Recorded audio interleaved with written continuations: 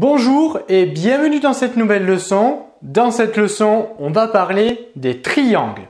Quelques rappels au préalable sur ce qu'est un triangle. Le triangle, c'est un polygone qui a 3 côtés, 3 sommets et 3 angles. Ce qui va nous intéresser plus particulièrement dans cette leçon, c'est de parler des triangles particuliers que tu dois connaître en classe de CE2. Allez, on commence ici avec le premier triangle particulier. J'en ai ici tracé 2. Alors, qu'est-ce qu'ils ont de particulier ces triangles? Eh bien, ces triangles, ils ont un angle droit. Ce triangle, il a un angle droit ici. Alors, pour en être sûr, je peux utiliser l'équerre. Donc, je prends l'équerre, je viens la positionner ici. Et effectivement, on vérifie bien, à cet endroit, il y a bien un angle droit. Pareil pour ce triangle, il a un angle droit ici. Je peux vérifier avec l'équerre. Donc voilà la méthode pour vérifier qu'on a bien un angle droit. On prend l'équerre et on vérifie. Ici, on s'aperçoit bien qu'on a également un angle droit. Donc le premier triangle particulier qui va nous intéresser ici, c'est le triangle particulier qui a un angle droit. Alors avant de donner son nom, on va utiliser le codage de l'angle droit. Voilà, le petit carré. Et ici. Voilà, donc là on utilise le codage pour marquer l'angle droit, pour indiquer qu'il y a un angle droit. On va marquer la particularité de ce triangle avant de donner son nom.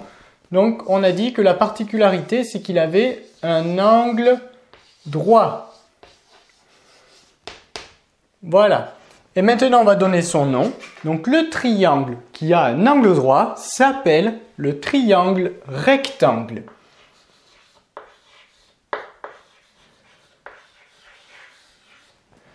Le triangle qui a un angle droit, c'est donc le triangle rectangle. Sa particularité, c'est qu'il a un angle droit. On continue à présent ici avec ce triangle particulier. Alors, qu'est-ce qu'il a de particulier celui-là? Eh bien, celui-là, il a 2 côtés de même longueur. Il a 2 côtés égaux. Ici, en l'occurrence, ce côté et ce côté sont de la même longueur. Ils sont égaux. On a donc ici un triangle qui a 2 côtés de même longueur. Alors je peux utiliser un codage pour le montrer sur la figure, que les 2 côtés ont la même longueur. Alors le codage, j'utilise les signes de mon choix, par exemple 2 petits traits. Mais attention, comme ce côté il est égal à celui-là, il faut que j'utilise le même codage pour les 2 côtés. Voilà. Là, grâce à ce codage, je sais sur ma figure, je n'ai pas besoin de prendre ma règle, je sais avec le codage que ce côté est égal à celui-là. Donc la particularité de ce triangle, c'est qu'il a 2 côtés égaux. Alors on va le noter. Particularité, 2 côtés égaux. Autrement dit, de la même longueur. 2 côtés égaux. Alors comment il s'appelle ce triangle? Eh bien c'est le triangle isocèle. Donc le triangle isocèle, sa particularité, c'est qu'il a 2 côtés égaux. Alors on va revenir une seconde ici. Ici, on avait un triangle rectangle, c'est-à-dire un triangle avec un angle droit.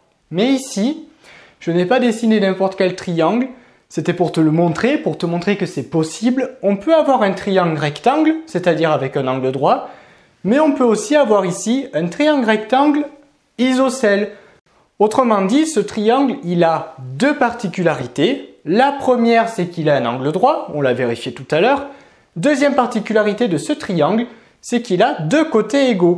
Donc ici, les 2 côtés égaux dans ce triangle, c'est ce côté et ce côté, ils sont de la même longueur. Donc je peux utiliser un codage pour le désigner. Alors on va changer de codage, on va utiliser un rond. Voilà, donc ce côté et ce côté, ils sont de la même longueur. Ici, j'ai donc un triangle rectangle isocèle. 2 particularités, un angle droit et aussi 2 côtés égaux. On continue ici avec le prochain triangle particulier. Qu'est-ce qu'il a de particulier celui-là? Eh bien celui-là, il n'a pas 2 côtés égaux, mais il a 3 côtés égaux. Autrement dit, ce triangle, il a tous ses côtés de la même longueur. Donc on va utiliser un codage. Donc ici on avait utilisé 2 petits traits, ici on avait utilisé un rond. Je peux utiliser une vague si j'ai envie. Allez, on utilise la vague.